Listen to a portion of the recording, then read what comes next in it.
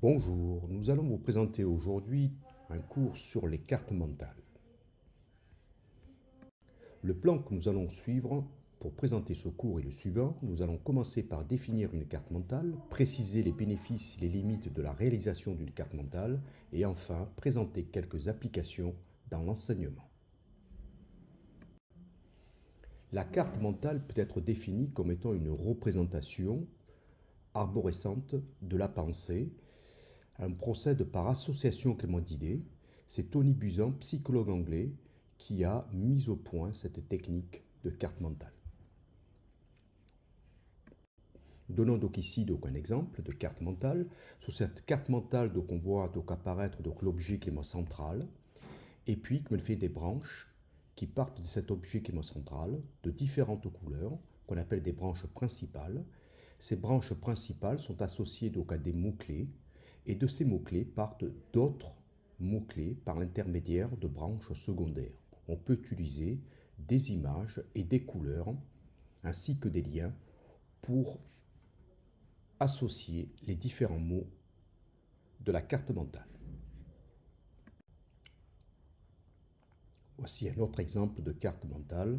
La couleur est très importante dans la construction de ces cartes mentales.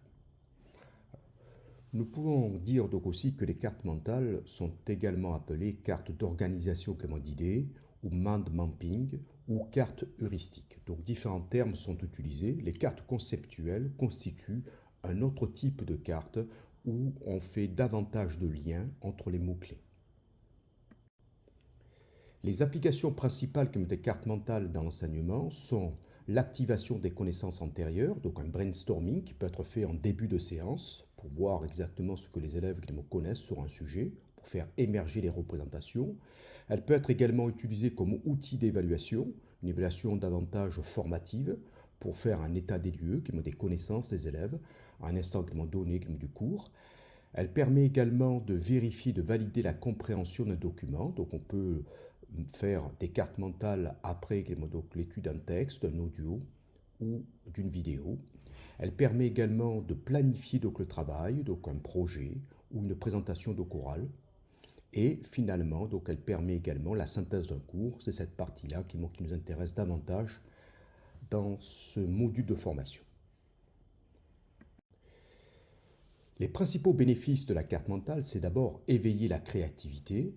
Elle permet également une communication claire des idées complexes, donc permet une meilleure compréhension que fait des notions.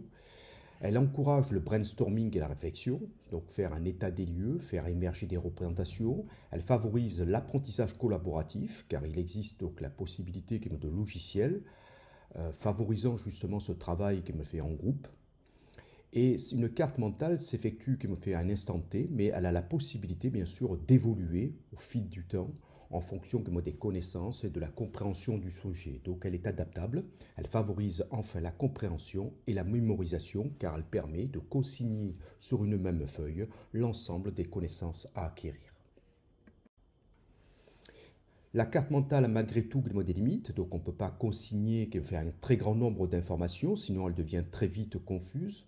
Cet outil ne convient pas à tout le monde, il convient à une grande majorité d'élèves, d'étudiants, mais certains sont encore réfractaires et préfèrent la structure linéaire qui a été apprise dès le début de l'enseignement. Et elle nécessite aussi un certain temps d'appropriation.